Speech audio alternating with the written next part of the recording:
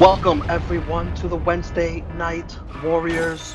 This is episode number 25, and we will be going over the November 18th editions of AEW Dynamite and WWE NXT. We'll debate, we'll tell you which show was better. I'm Romeo Anthony Colon. This is my co-host Chris G. With Mary Jane. What a wonderful trio we are. Before we get into these shows, friendly reminder, please help us out. Give us a thumbs up. Share this video. Leave a comment. Let us know what you think. And also vote in the Facebook group poll to tell us what you think about which show was better. And if you're new here, subscribe if you haven't already. We've got plenty of content throughout this YouTube channel covering all kinds of wrestling. And yeah, subscribe. Let's start with AEW Dynamite. We got Top Flight. These two young kids. One's 19, one's 21. And they're facing some other young kids. Young Bucks, they're not so young anymore. The Young Bucks win with the BTE trigger in about 9 minutes. I want to say it was nice for Matt Jackson to remember that his ankle's hurt. And he probably saw it about midway in this match. He remembers that. And Top Flight, listen, they could flip. They're good gymnasts. They made the Young Bucks look like an old school wrestling team here. Still a lot to learn as far as ring psychology, but hey, nobody's born with that. You got to learn that stuff. You don't have that at 19 and 21. At that age, you you feeling great. Your body's feeling wonderful. You just want to flip, dive, and do all kinds of gymnastics and shit, right? 1921, all I wanted to do is fuck. I don't know about gymnastics. Oh, and smoke, of course. It was a cool match, though. I thought it was good action for 9 minutes. I think these kids had a good showing. As you said, though, the in-ring psychology is going to come eventually. But, I mean, I already like these guys better than Private Party. Whoa. Sorry, I don't know why. Turning on your New Yorkers, man? Damn. I don't know why, but I really like them better than Private Party. Controversial statement there. NXT starts off Leon Ruff versus Johnny Gargano. Rematch for the North American Championship as Leon Ruff is making his way into the ring. I hear him say, "I'm the champion for as long as I live." That should age well. Damian Priest distracts in this match. And Johnny Gargano is in control, though. He has the one final beat that Ruff sells beautifully. Priest pulls Leon outside of the ring. The ref doesn't DQ him for that. Priest says sorry and then clocks Ruff in the face. That's the DQ. Dirty finish. Priest helps Leon Ruff up and laughs at Johnny for costing Johnny the championship. Damian Priest looks like a real dick here. This is the Orlando screw job, as Johnny Gargano calls it.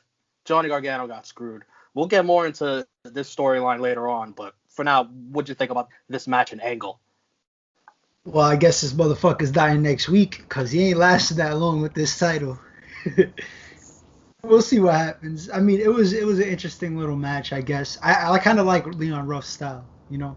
He's a little... Yeah, I thought he looked pretty decent for a time.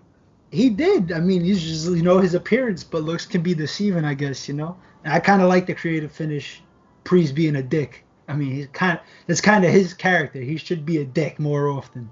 I think he has more charisma being a dick than he does fucking trying to be by far. Yeah, by so we'll see what happens with that. On AEW, the Inner Circle slays Las Vegas, and I was right. I said I would love if they did a Hangover spoof, but I should have mentioned that please let it be funny. I did like Jericho and MJF ordering drinks and ending with Everclear. Everclear is awful, the worst. But to me, everything else here was just corny. Elvis, MJF howling like Shotzi.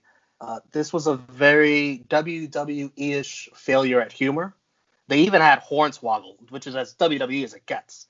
And I think a swing and a miss here for the Inner Circle and MJF once again. Very disappointing. I'm disappointed, Chris. I'm very disappointed. I didn't like it. What the fuck? This was probably my favorite segment of AEW in 2020. Jeez. This shit was hilarious. From one-upping each other to drinking Everclear made me feel like I was 17 again. I haven't ever put those fucking two words together in a sentence in 10 years. What else we got? We got Jake Hager and Wardlow just beating people up in the club. You got the smoked out limousine. Shout out to K-Dog and my fellow Puerto Ricans. That's why it's on your favorite segment. Jeez. Come on! It doesn't get any better than that. There was my fellow Ricans were smoked out in the limo because they knew a guy. That's what I'm saying. I probably know the same guy. We might be related.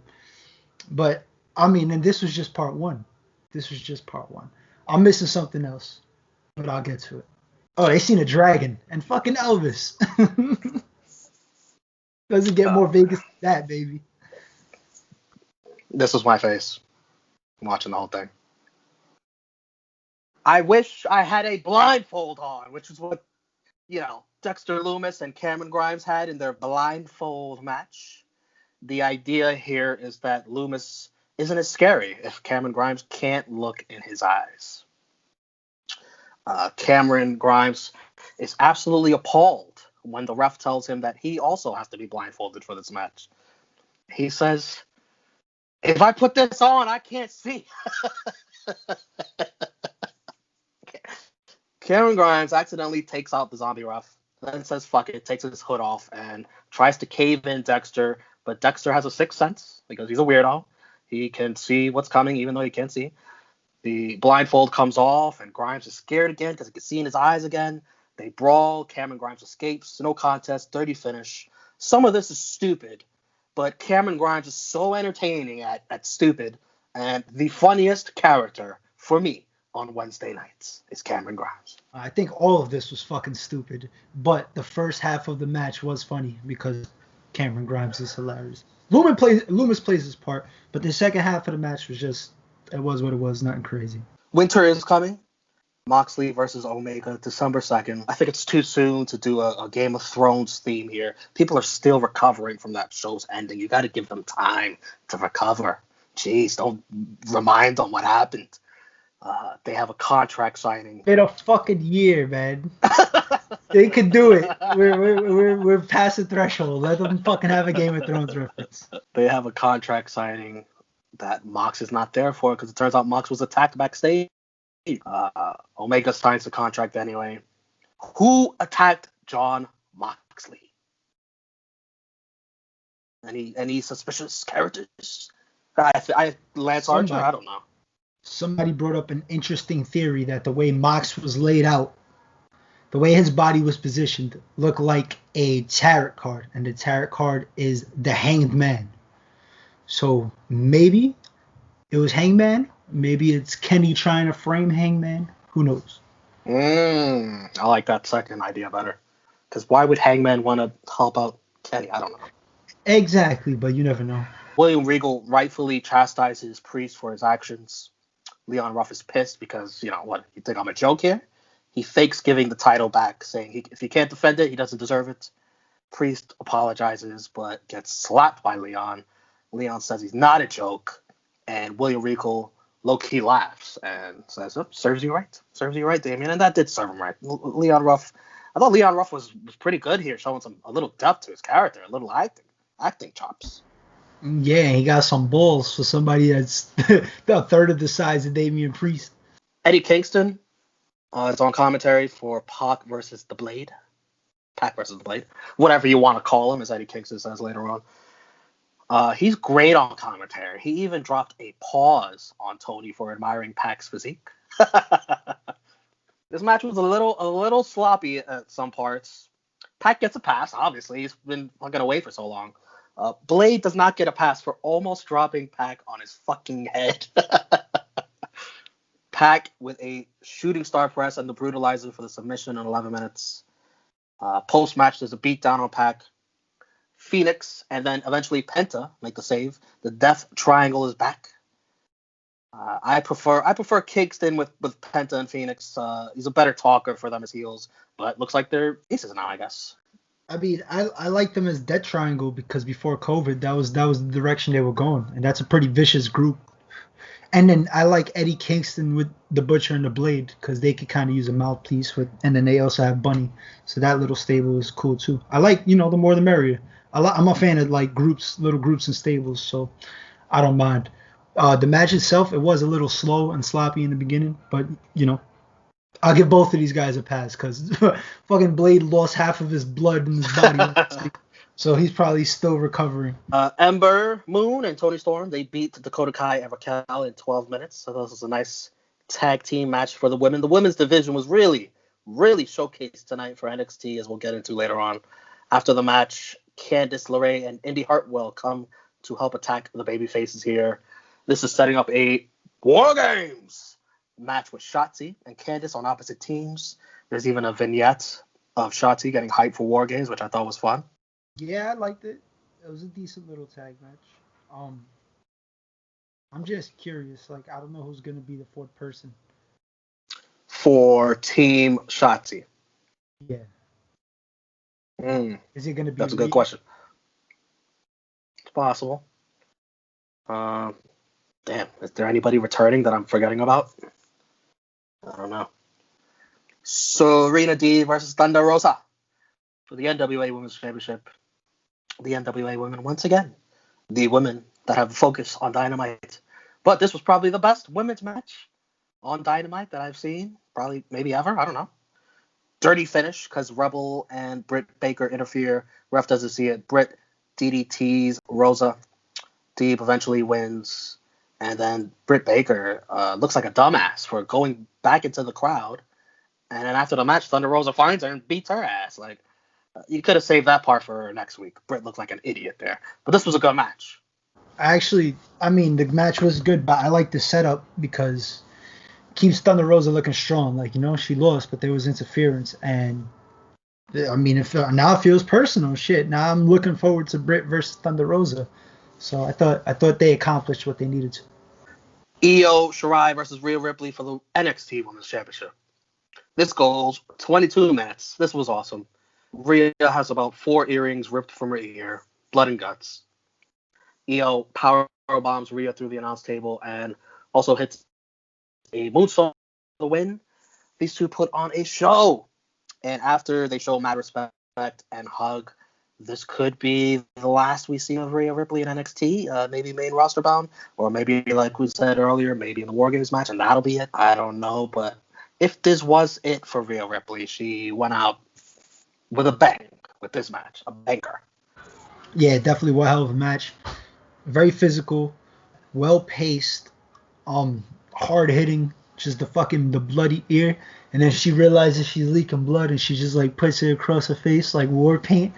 So she's sick. I love it. Just really good. They had a nice little table spot. They both went through the announce table. Everything about this match was cool. I guess the right girl won. I thought Rhea might get it back. They wanted to boost the ratings or try to get a rating spark, but you can't go wrong with Io. Which means we are tied in our picks. Great pick, Griff. Great pick. Cody and Darby versus Cage and Starks. This is AEW's main event. Arn Anderson looks like a dope getting ejected for throwing a chair in the ring. Cage wins it with an avalanche drill claw on Darby Allin.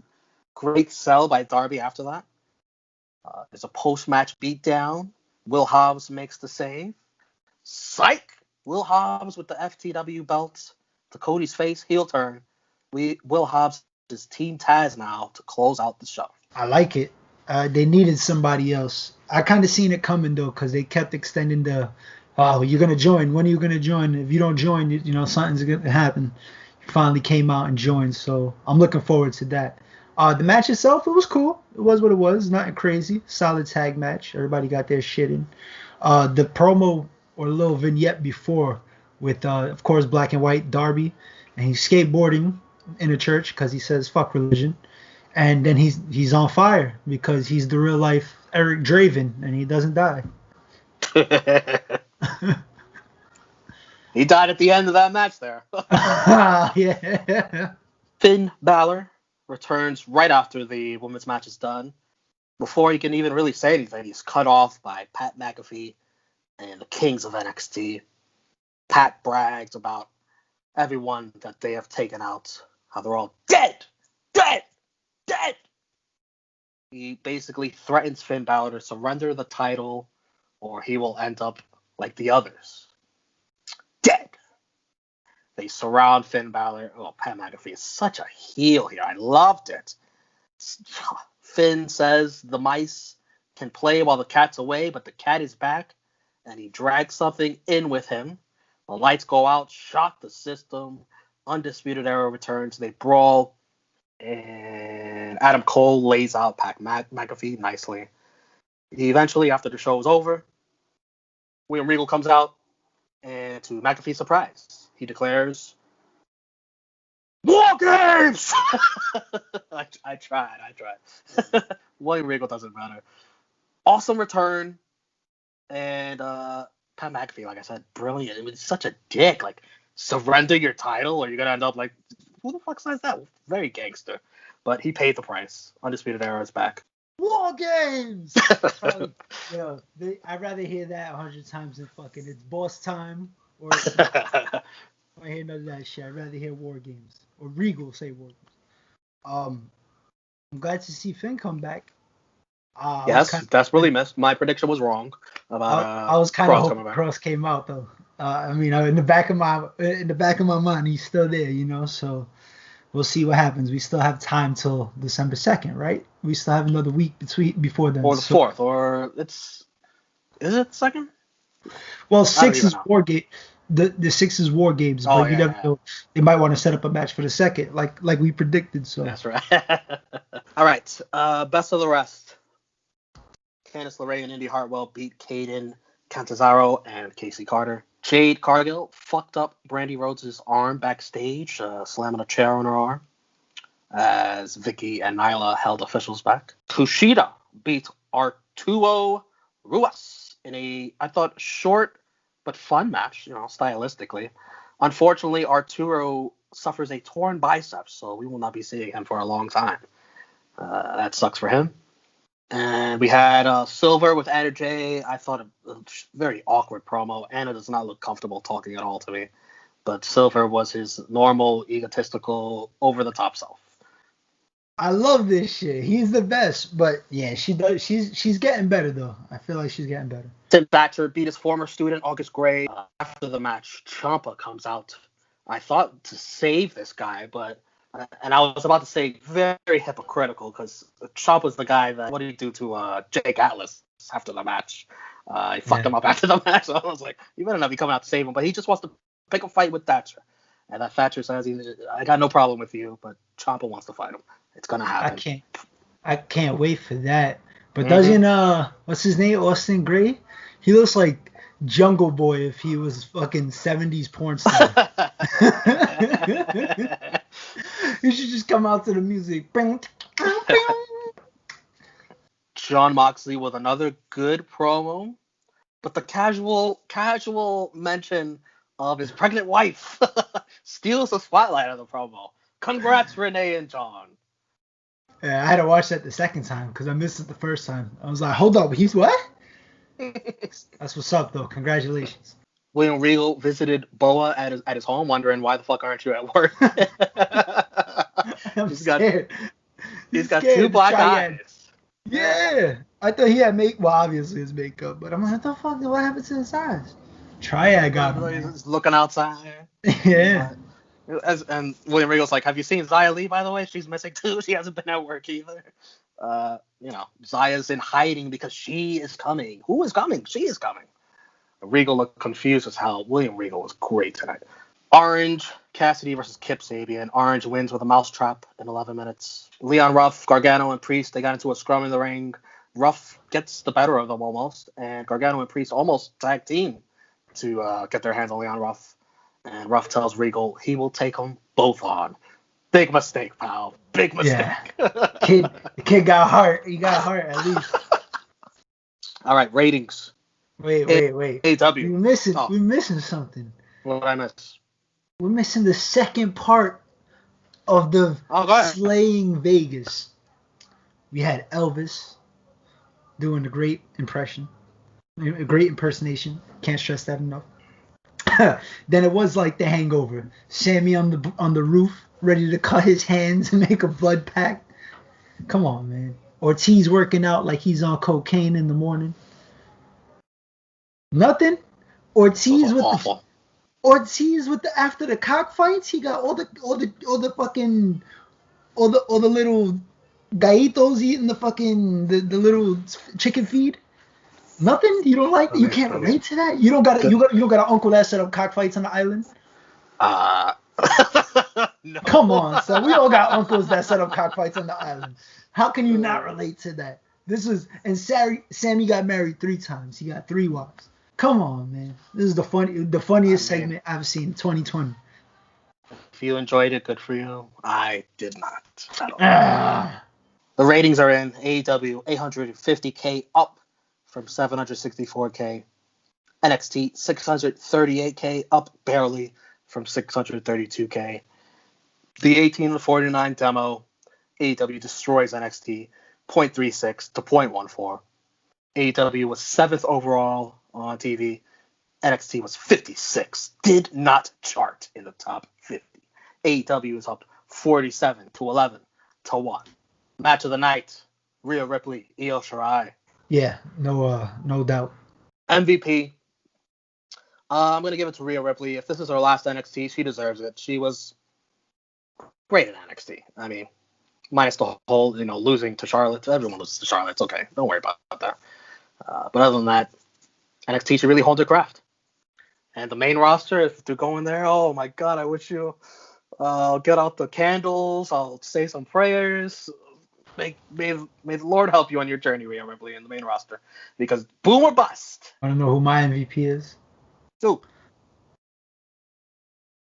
War Games! It gotta be William William Regal. Regal. He was great tonight. Yeah. And how do you not televise that? How do you not promote War Games on television? That's poor timing. Ran out of time, something like that. Jabroni of the night. I'm going to go the entire Inner Circle. I'm just very, very disappointed. I expect better. Whoever wrote this crap. Like, come on, guys. And remember last week, I loved it. I loved the segment last week. It was my favorite. And then they just let me down here. Who's your jabroni? Is your jabroni me?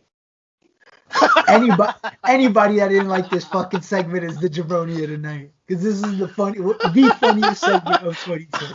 I'm sorry. So if you didn't like it, you're a jabroni for the night. So the night, I'm going to go NXT. I thought it was more entertaining. Cameron Grimes was great. Leon Ruff was great. William Regal was great. Io and Rhea, the match of the night. Undisputed Era return. NXT is back. And it's a shame more people weren't interested in that women's title match. Because that was good. You got to watch that. Yeah. I think AEW had the segment of the night, of course. And they had better action from bottom to the top of the card. This guy will never, ever pick NXT again. No, not after letting me down at Halloween Havoc. Fuck you guys. You should have gave that to Cody. So that means it's going to be up to you, the viewers, to break this tie between NXT and AEW. What was the better show on Wednesday night? Vote in the True Heels group page. The poll is up. It's still too early to call. Please vote. Vote if you saw both shows. Please.